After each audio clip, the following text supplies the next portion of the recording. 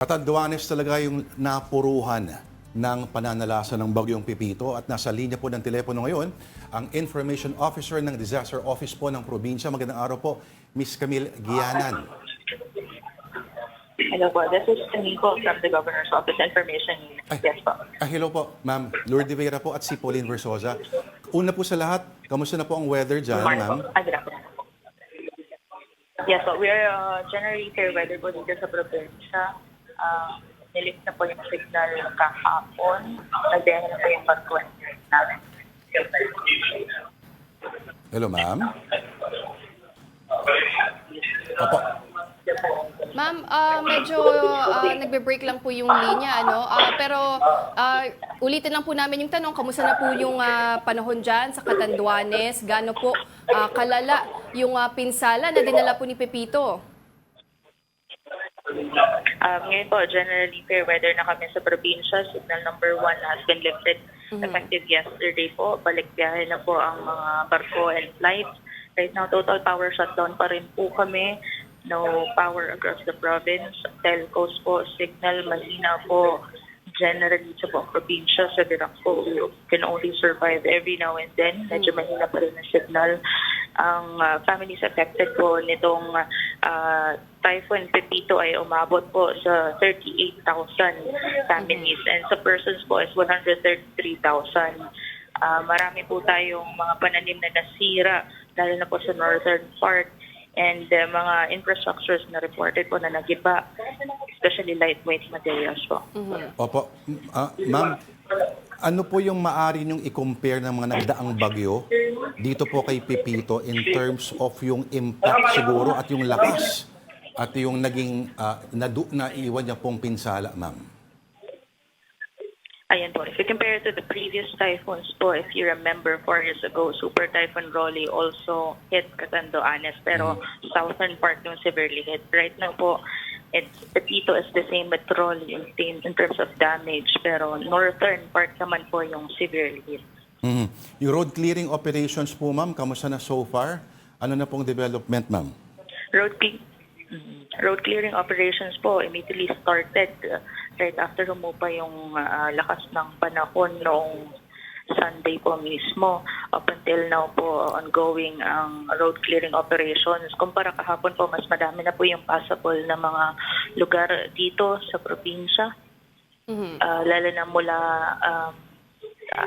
northern papuntang Dirac po, which is the capital town. May mga ilan-ilan po na one lane passable po.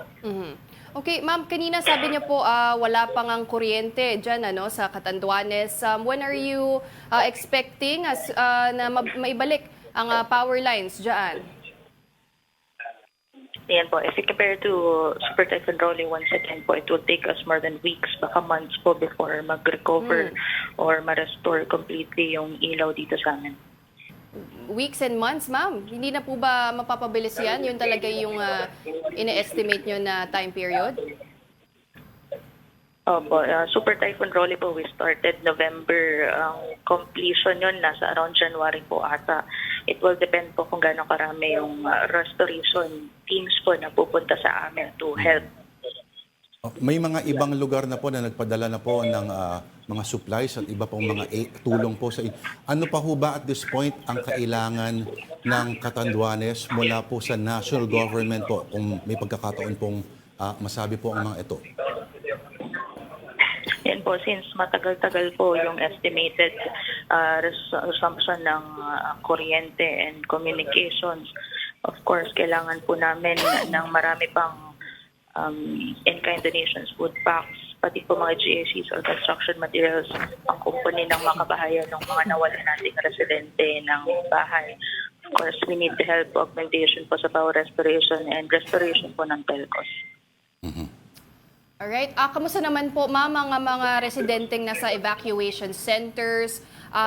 Meron po kaming natanggap na data na may 6 na munisipyo na talagang matinding tinamaan po ng bagyo.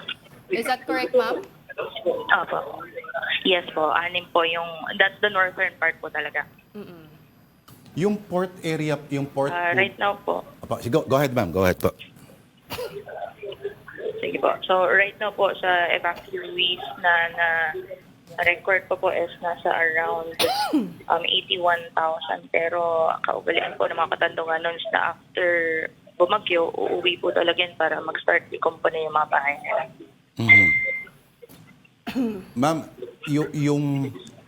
yung port po ho ba ay maayos naman po at kumbaga nadadaungan po ng maayos kumbaga ng mga dumarating po ng mga barko, ma'am? Yes po. Yung mga ports po kasi dito sa Catanduanes, nasa southern part which is Virac and San Andres.